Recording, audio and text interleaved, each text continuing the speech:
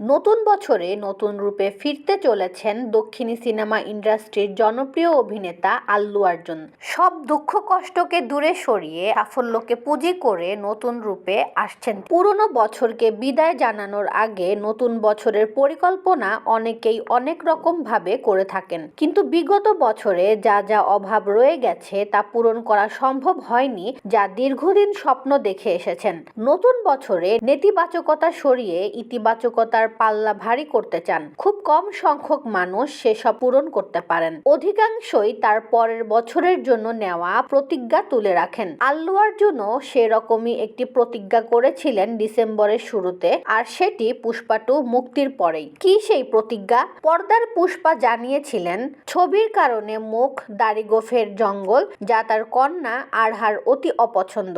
আর অপছন্দ বলেই বাবার কাছে নাকি একদমই ঘেঁষছিল না সে।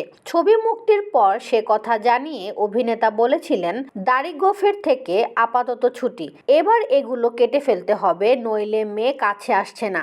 বছর শেষে দেওয়া কথা নাকি রাখছেন তিনি। 5 বছর ধরে যত্নে লালিত দাড়ি গোঁফ পরিষ্কার করে কেটে ঝকঝকে হয়ে ফিরতে চলেছেন আল্লু অর্জুন। এ কথা ছড়িয়ে পড়তেই অনুরাগীদের মনে উত্তেজনা তৈরি হয়েছে। নতুন লুকে কেমন লাগবে অভিনেতাকে?